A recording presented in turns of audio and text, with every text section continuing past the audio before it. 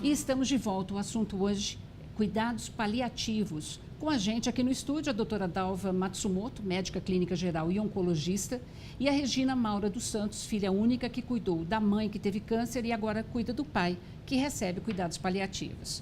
Muita gente hoje em dia, ainda mais com as doenças crônicas degenerativas, pelos hábitos não saudáveis e também em função da longevidade, cuida de uma pessoa na família de uma doença que não tem cura. Isso. Ou seja, tem que fazer cuidados paliativos em casa. Podemos passar algumas dicas que ajude essa... A população está envelhecendo, a população mundial e a brasileira não é diferente. Por um outro lado, as famílias estão ficando diferentes. Hoje não existe mais aquela família numerosa que ajudava a cuidar dos idosos. Invariavelmente é um idoso cuidando de um idoso. Ou, na melhor das hipóteses, uma filha que abre mão da sua vida pessoal para cuidar desse idoso doente. Temos aqui a Regina, Temos filha aqui a única, Regina, filha que é um núcleo familiar realmente muito isso, pequeno. Que não consegue nem compartilhar isso com outros irmãos. Né? Então, essa é uma realidade. Então, o que esses cuidadores estão sofrendo? O estresse do cuidador, uma sobrecarga muito grande no cuidado, porque esses pacientes necessitam de uma demanda muito alta de cuidados. E muitas vezes essas pessoas não são suficientemente orientadas para oferecer o cuidado adequado. E as pessoas ficam assustadas, às vezes, com alguns sintomas. Né? E isso porque é comum, doutora Dalva, a família ter receio de perguntar muita coisa para a equipe. Fica com vergonha, às vezes, de tá pecando por excesso. E hoje, assim, a gente corre sempre contra o tempo. O médico reclama que tem pouco tempo. Tá. Existe pouco tempo de verdade para a gente atender. Uma demanda tão grande, isso, né? Mas eu digo que a boa comunicação, ela não precisa ser longa, ela tem que ser objetiva. Então, é muito importante que o cuidador, o familiar, faça perguntas. Perguntas objetivas, não tenham medo de perguntar. Né? Por mais banal que às vezes ele possa achar que aquela pergunta seja, mas se a incomoda e se traz angústia, essa pergunta tem que ser realizada, tem que ser feita. E o médico e a equipe multiprofissional tem que ter disponibilidade para responder. Se o médico não teve tempo, tem a enfermeira, tem a psicóloga, tem assistente social, alguém desta equipe vai ter condições de responder. E as dúvidas mais comuns, em geral, são de que tipo? São vários tipos de dúvida. Do tipo, se meu paciente que está em casa tiver uma tosse, tiver uma febre, eu sei que eu devo medicar. Qual é o momento de eu procurar o hospital? Por exemplo, um paciente crônico que está em casa. Esse paciente, ele pode ter várias pequenas complicações, mas nem todas são passíveis de você colocar esse paciente num carro ou numa ambulância, né? A gente sabe todo o problema que envolve esse transporte e levar até um pronto-socorro. Pronto-socorro lotado, cheio de pacientes graves e às vezes chega lá e é uma coisa banal. Então, é muito importante o familiar perguntar e tirar dúvidas. Se ele tiver isso, se ele tiver um catarrinho, se ele estiver engasgando, se ele não estiver engolindo bem, se ele estiver dormindo ou dormindo pouco, ou agitando à noite, tudo o que ele passar durante o dia, durante a semana, façam um diário. Anotem quais são as coisas mais repetitivas, tirem as dúvidas. Alguns sintomas podem ser tratados com medicamento, outros podem ser manejados. Uma agitação, uma irritação, se você às vezes muda um posicionamento de um paciente que está acamado, ele melhora. Hoje nós temos cada vez mais pacientes com demências, das mais variadas formas e motivos. Do Alzheimer, que a gente fala muito, a outras doenças. Demências por insuficiência circulatória, problema cardíaco que leva à demência, alcoolismo que leva à demência, problemas psiquiátricos que levam à demência. E esses pacientes vão perdendo a capacidade de orientação e de comunicação. Isso é muito assustador para quem assiste. Muito difícil, né? Para a família. Isso. Aprender a lidar e a cuidar então, perguntem, com qualidade, né? Perguntem. Leiam, peçam informação. Hoje a gente tem várias coisas, seus programas, por exemplo, né, que dão uma baita de uma informação para essas pessoas. Então eu costumo sempre dizer que o nosso melhor caminho e a melhor forma da gente viver melhor e cuidar melhor dos nossos pacientes é informação. Então, os leigos têm que se apropriar dessa informação. E vocês vão se apropriar, cuidado com a internet. Nem tudo que está lá é legal. Se viu alguma coisa na internet, procura alguém da sua confiança na área de saúde, tire a dúvida, né? Cheque. Sabe? Porque às vezes aquilo só pode te assustar. Mas é importante tirar essa dúvida. De tudo. Eu sou muito procurada por pessoas que falam em tratamentos milagrosos.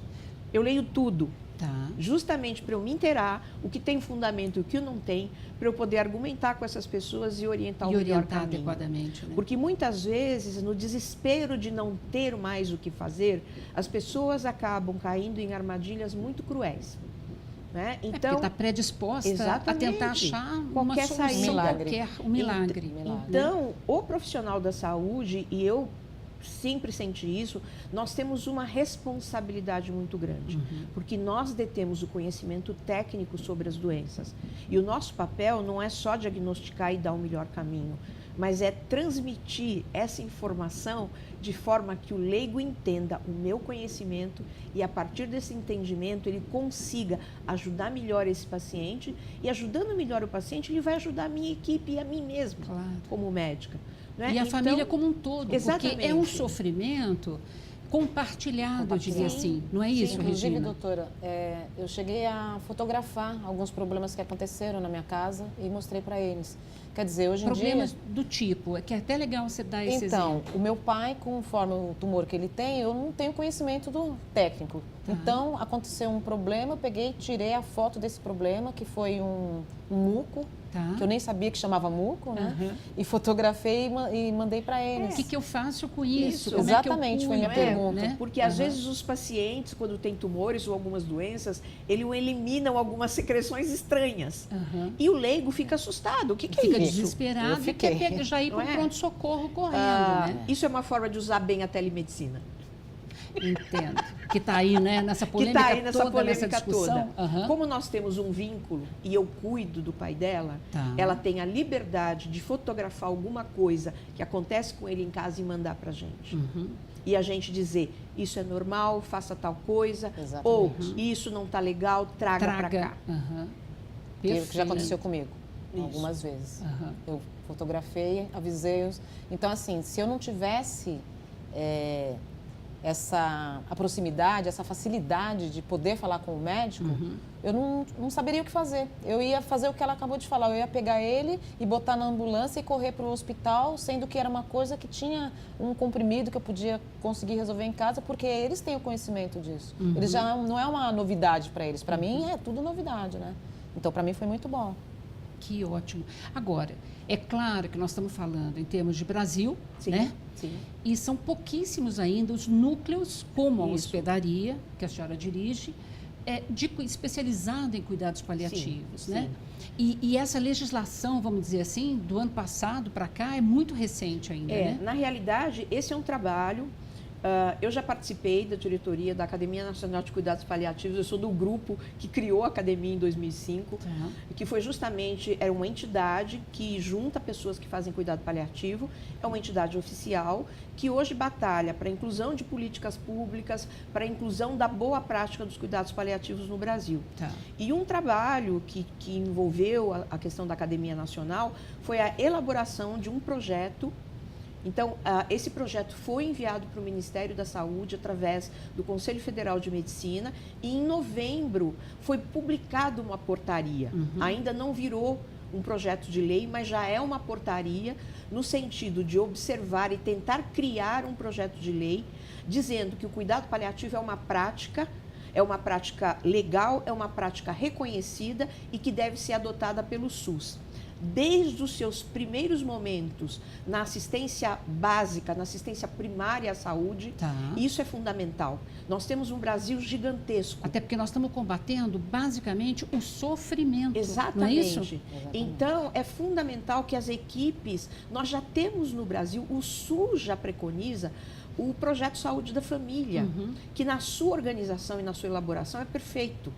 A gente só precisa dar para esses profissionais elementos necessários para eles reconhecerem esses pacientes, e oferecerem para esses pacientes da atenção básica à saúde, seja numa UBS, seja numa assistência pelo Saúde da Família, seja aqui em São Paulo pelo Melhor em Casa, que são várias frentes da medicina da atenção primária que já podem identificar esses pacientes.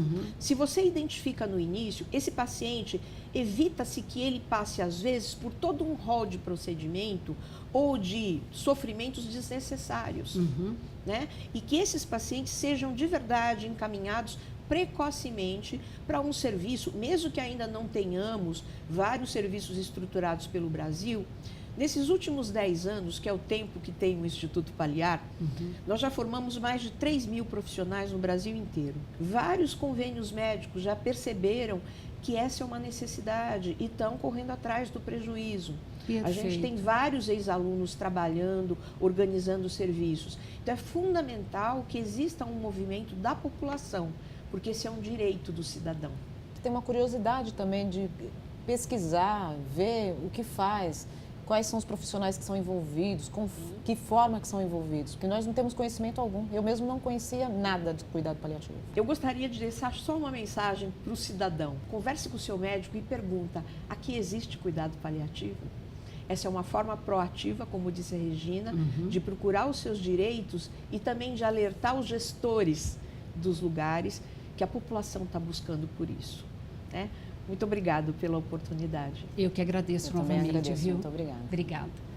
E agradeço também a você que acompanhou esse nosso bate-papo. E se você quiser rever este ou qualquer outro dos nossos programas, acesse saopaulo.sp.leg.br/TV Câmara SP ou um dos nossos canais nas mídias sociais. TV Câmara São Paulo, assista, fique sabendo.